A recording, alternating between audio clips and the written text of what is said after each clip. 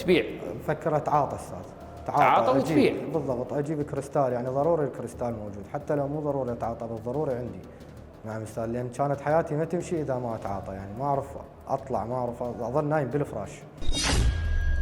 زين ما فكرت في اليوم بين القوات الامنيه تلقى القبض عليك؟ لا استاذ، ما متصور. ما مفكر ابد. ما نعرف استاذ، ما يكون لا قوات تروح لفلان وترجع لفلان، اخاف مرابطه هنا، اطلع من هذا الشارع وطب خلاص، هذه بس هيك كنا متصورين.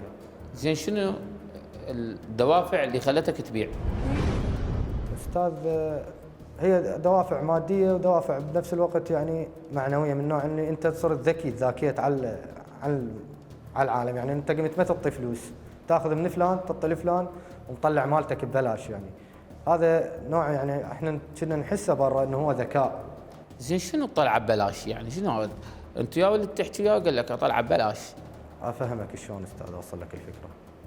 سين من الناس اجي اشتري من عنده مخدرات، اشتريت مثلا الغرام بسعر 15000.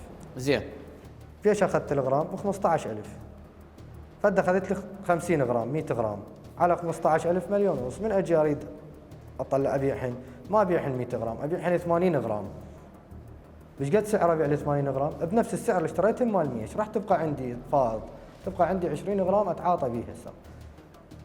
هذا احنا كنت اجهل هذا القانون، انه اني بهذه المرحله مطبب نفسي بالتجاره.